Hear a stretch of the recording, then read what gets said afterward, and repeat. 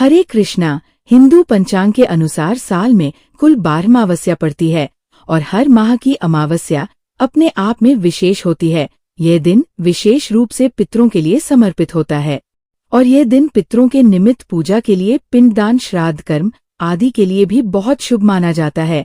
अगर पितृदोष हो तो पितृदोष दूर करने के लिए अमावस्या तिथि पर पितरों की पूजा अवश्य करनी चाहिए और योग्य व्यक्तियों को दान की सामग्री भी दान में देनी चाहिए। आषाढ़ अमावस्या के दिन पवित्र नदी के जल से स्नान करने के बाद एक लोटा जल जिसमें काले तिल मिलाकर पितरों को अर्पण करें, सूर्य देवता को अर्पण करें और उसके बाद अपने आराध्य देवी देवता, कुल देवी देवताओं की पूजा करें। दोपहर के समय पितरों के निमित्त श्राद्ध, पिंडदान आदि कार्य करें और पंच बलि निकालें, जिसमें कुत्ते, चींटी, गाय, कौवा और देवी देवताओं के निमित्त भोजन का हिस्सा निकाला जाता है। ऐसा करने से पितरों की आत्मा को तृप्ति मिलती है और पितृदोष भी दूर हो जाता है। लेकिन दान का पुण्य भी तभी प्राप्त होता है जब सही मुहूर्त में और सुपात्र व्यक्ति को दान दिया गया हो। दान सही तरीके और सच्चे मन से किया गया हो। गरुड़ पुराण में भगवान विष्णु द्वारा दान के महत्व को विस्तार से बताया गया है। गरुड़ पुराण में कहा गया है कि आपको अपनी सामर्थ्य के अनुसार दान अवश्य करना चाहिए। दान हमेशा सुपात्र को ही देना चाहिए और शास्त्रों के अनुसार व्यक्ति को अपनी कमाई का 10वां यानी 10% हिस्सा दान अवश्य करना चाहिए। अमावस्या के दिन सुबह पीपल के पेड़ की जड़ में जल अर्पित करें। शाम के समय सरसों के तेल का एक दीप जलाएं, शनिदेव की पूजा करें और पीपल की 7 बार परिक्रमा करें। इस दिन तामसिक चीजों के सेवन से दूर रहें। गाय को हरा चारा या रोटी अवश्य खिलाएं। कुत्ते को और कौवे को भी भोजन कराएं। इस बार अमावस्या तिथि 24 जून मंगलवार को शाम 7 बजे से प्रारंभ हो रही है और अमावस्या तिथि 25 जून बुधवार को शाम 4 बजे तक समाप्त होगी। क्योंकि मंगलवार को सूर्यास्त के समय से तिथि प्रारंभ हो रही है, ऐसे में आषाढ़ अमावस्या केवल 25 जून बुधवार को ही रहेगी। इसी दिन स्नान, दान, व्रत और पितरों के निमित्त श्राद्ध, पिंडदान या तर्पण आदि कार्य किए जाएंगे। 25 जून बुधवार को ब्रह्मा मुहूर्त सुबह 4:11 पर से 4:59 तक रहेगा। सूर्योदय होगा सुबह 5:47 पर और सूर्यास्त होगा शाम 7:12 पर। इस दिन प्रातः काल पूजा मुहूर्त सुबह 4:25 से 5:25 तक रहेगा।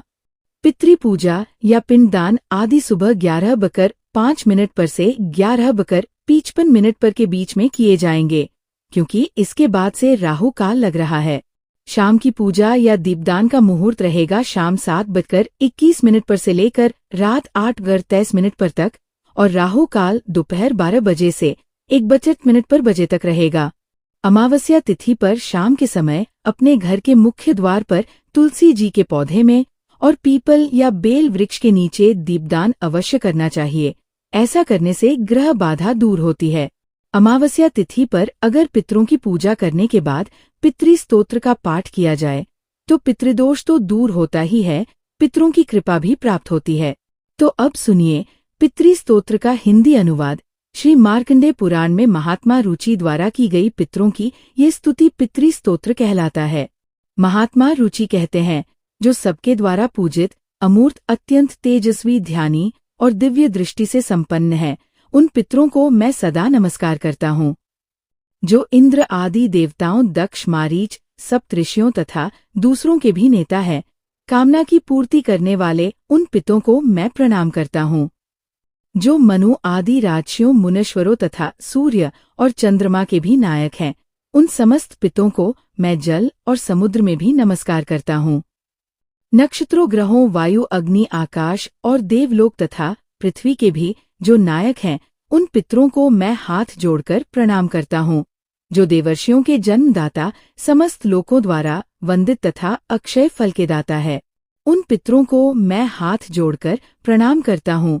प्रजापति, कश्यप, सोम, वरुण तथा योगेश्वरों के रूप में स्थित पितरों को सदा हाथ जोड़कर प्रणाम करता हूँ। 7 लोकों में स्थित 7 पितृगणों को नमस्कार है। मैं योग दृष्टि संपन्न स्वयंभू ब्रह्मा जी को प्रणाम करता हूँ। चंद्रमा के आधार पर प्रतिष्ठित तथा योग मूर्ति धारी पितृगणों को मैं प्रणाम करता हूँ। साथ ही संपूर्ण जगत के पिता सोम को नमस्कार करता हूँ। अग्नि स्वरूप अन्य पितरों को मैं प्रणाम करता हूँ, क्योंकि यह संपूर्ण जगत अग्नि और सोममय है। जो पितर तेज में स्थित हैं, जो ये चंद्रमा, सूर्य और अग्नि के रूप में दिखाई देते हैं, और जो जगत स्वरूप और ब्रह्मा स्वरूप हैं, उन संपूर्ण योगी पितरों को मैं एकाग्रचित होकर प्रणाम करता हूँ। उन्हें बारंबार नमस्कार है। वे स्वधा भोजी पितर मुझ पर प्रसन्न हो। और इसके बाद अपनी श्रद्धा के अनुसार कुछ न कुछ दान सामग्री असहाय लोगों को अवश्य देनी चाहिए। अगर आपको ये जानकारी अच्छी लगे तो वीडियो को लाइक करके चैनल को सब्सक्राइब भी जरूर कीजिएगा।